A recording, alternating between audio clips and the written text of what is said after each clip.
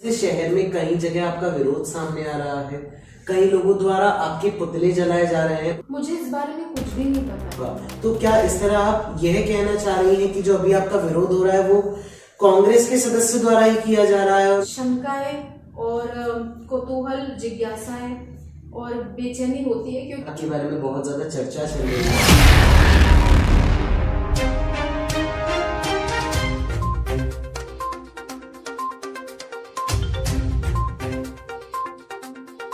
साथ कह रही हूँ, अच्छे कार्य अपने आप बोलेंगे और हम राजस्थान में डंके की चोट पे कांग्रेस पार्टी की सरकार बनाएंगे। राजस्थान की लेडी योगी कहे जाने वाली स्वामी अनादि सरस्वती ने भाजपा का भगवा चोला उतारकर कांग्रेस का दुपट्टा पहन लिया है। इसी वजह से पूरे शहर में सियासती अफरा तफरी मच चुकी है।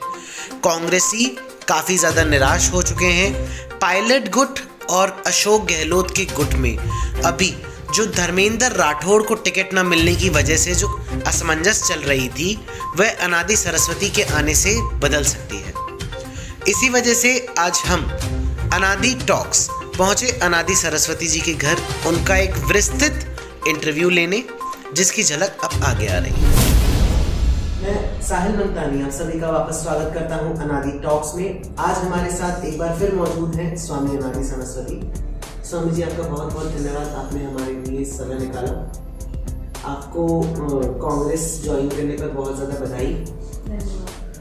आगे आपकी कांग्रेस ज्वाइन करने के बाद स्वामी जी आगे आपकी क्या रणनीति है?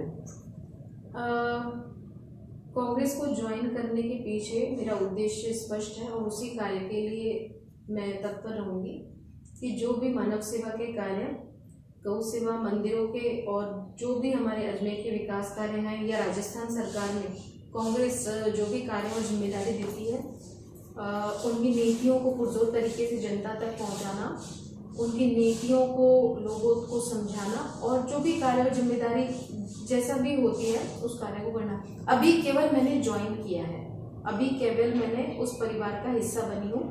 अभी कोई भी रणनीति इसलिए तय नहीं है क्योंकि अभी मैंने केवल उस परिवार में आई हूँ और उस विचारधारा को और उस कार्य को जो मानव सेवा के लिए कर रहे हैं उनको आगे बढ़ाना है। स्वामी जी, भाजपा छोड़ने का क्या ऐसा कारण रहा कि आपको भाजपा छोड़नी पड़ी?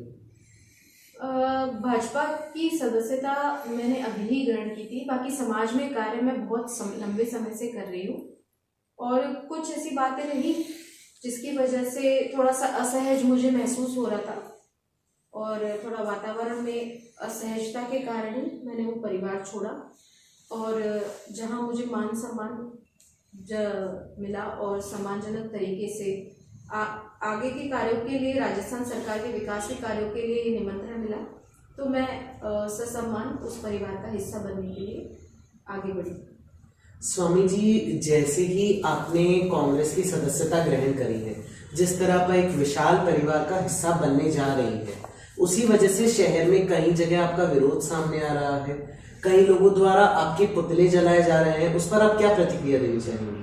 देखिए, कोई भी हम जब निर्णय लेते हैं तो हमेशा शंकाएं और कौतूहल, जिज्ञासाएं और बेचैनी होती है क्योंकि कोई भी निर्णय जब लिया जाता है तो उसके लिए मेंटल प्रिपरेशन नहीं होती। घर में भी आप देखिए, जब नई बहू आती है तो उस सास बहू के लिए बीच में थोड़ा सा होता है और कभी बेटा कोई नया निर्णय लेता है, क्रांतिकारी कदम लेता है तो पिता भी कई बार विरोध करता है। तो वो विरोध के लिए नहीं होता, एक थोड़ी सी असहजता हो जाती है उसको स्वीकार करने में।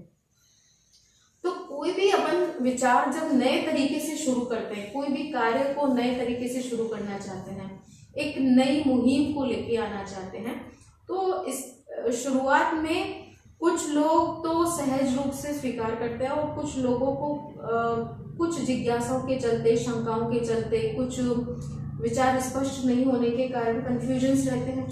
इसीलिए मुझे लगता है कि ये सब है। बाकी मुझे ऐसा कुछ भी कारण नहीं लगता मेरा विरोध करने का, क्योंकि ये तो एक खुशी की बात है कि मुझे ससम्मान तरीके से इस परिवार में जोड़ा गया। मेरा तो सम्मान होना चाहिए कि कांग्रेस परिवार में मुझे शामिल किया गया है और अब कांग्रेस की विचारधारा को और कांग्रेस की सरकार को लाने के लिए अपन काम करेंगे। स्वामी जी, बहुत बहुत धन्यवाद आपका। जैसा कि आपने अपने शब्दों में कहा कि एक परिवार में सास और बहू का, तो क्या इस तरह आप यह कहना चाह रही हैं कि जो अभी आपका विरोध हो रहा है वो कांग्रेस के सदस्यों द्वारा ही किया जा रहा है और उसमें भाजपा को कोई हाथ नहीं है या और किसी बाहरी शक्ति का हाथ नहीं है? मुझे इस बारे में कुछ भी नहीं पता, क्योंकि मुझे इस बारे में जब कुछ नहीं पता तो मैं इस बारे में कुछ भी नहीं बोल सकती। लेकिन मेरा विचार, मेरा कार्य स्पष्ट है। जो कार्य पहले मैं करती थी वो भी मुझे करना है, जो मेरे जीवन का संकल्प है वो भी मुझे करना है। मंच बदल सकता है, कार्य नहीं बदल सकता। और सब लोग सुखी हो, प्रसन्न हो, आनंदित हो। हम सबसे बड़ी बात है मानव सेवा कर सकें। जहाँ भी जो भी है उसको अस्मिता, उसकी अस्मिता को ध्यान में रखें, उसे सम्मान दें और उसके कार्य करें। बात इतनी सी है और जो कर रहा है, इसीलिए हम उस विचारधारा के सामने हैं। क्योंकि कांग्रेस गवर्नमेंट, यहाँ पर जो गहलोत गवर्नमेंट है वो बहुत अच्छे तरीके से मानव समाज की सेवा कर रही है और ये सब जानते हैं कि उनके कितने अच्छे अच्छे कार्य, कितने कितने अच्छे प्रकल्प आज चल रहे हैं और वो गारंटी की भी गारंटी देते हैं। गौ सेवा के ऊपर जितना गहलोत गवर्नमेंट ने काम किया है उतना किसी गवर्नमेंट ने काम नहीं किया। ये बिल्कुल तथ्य है। जितना गहलोत गवर्नमेंट ने काम किया उतना कोई नहीं, किसी ने नहीं किया। ब्राह्मणों को मंदिरों में जो ब्राह्मण पूजा के लिए बैठे हैं, सेवा के लिए बैठे हैं, पहली बार गहलोत गवर्नमेंट ने उन पंडितों की और ब्राह्मणों की सैलरी डिसाइड की। उनके परिवार भी तो हैं, है कि नहीं है। ओल्ड पेंशन स्कीम है, ओल्ड पेंशन स्कीम भाजपा के समय में बंद कर दी गई थी। आज उन परिवारों का क्या होगा सोचिए, जिनके आगे बच्चे हैं, परिवार है। तो ओल्ड पेंशन स्कीम कितनी जरूरी थी, वो गवर्नमेंट ने दी। और गवर्नमेंट यहाँ तक बोल रही है, गहलोत गवर्नमेंट, कि हमारी गारंटी की गारंटी, हमारी सरकार बनती है तो ये कंटिन्यू रहेंगे। बिजली के बिल आप देखिए, 200-300 रुपए भी किसी के घर में आता है गरीब के लिए, तो 200-300 रुपए भी बहुत बड़ी बात होती है। 200 यूनिट तक फ्री कर दिया गवर्नमेंट ने। तो ये मैं कहती हूँ कि ये छोटी बातें नहीं होती हैं। जमीनी स्तर पे धार्मिक कार्य यही है, मानव सेवा। जो प्रकल्प चलाए जाते हैं बोलने से नहीं, जो धर्म आचरण में दिखता है वही सच्चा धर्म है, पाखंड नहीं। तो इसलिए हम उस सरकार के समर्थन में आए। बहुत बहुत धन्यवाद स्वामी जी आपका, आपने हमारे लिए समय निकाला। मैं साहिल मंतानी फिर लौटूंगा एक और नए वीडियो के साथ। आपका बहुत बहुत धन्यवाद। धन्यवाद।